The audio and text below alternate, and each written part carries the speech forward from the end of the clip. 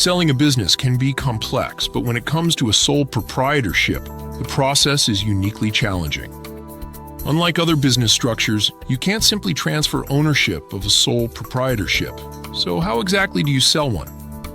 A sole proprietorship is not a separate legal entity, but rather an extension of the owner. This means that when you sell a sole proprietorship, you're actually selling its assets, not the business itself.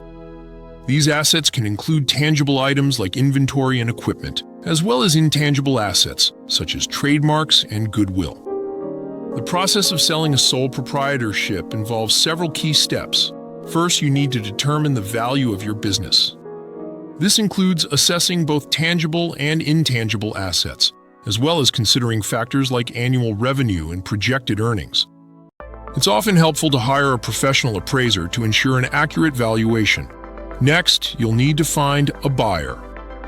This might involve working with a business broker, advertising your business, or networking within your industry.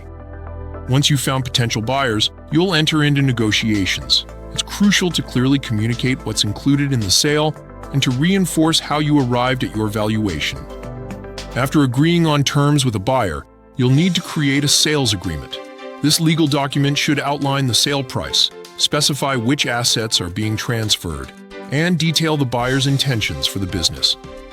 It's advisable to work with a lawyer to ensure the agreement protects your interests. The final step is transferring the assets to the new owner. Remember, the buyer will need to establish their own business structure to receive these assets, as a sole proprietorship cannot be directly transferred. There are several important legal and tax considerations to keep in mind throughout this process.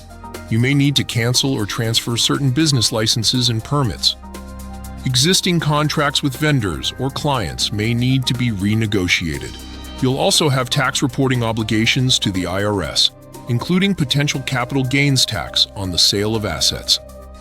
If your business has employees, you'll need to notify them about the transition and ensure compliance with labor laws.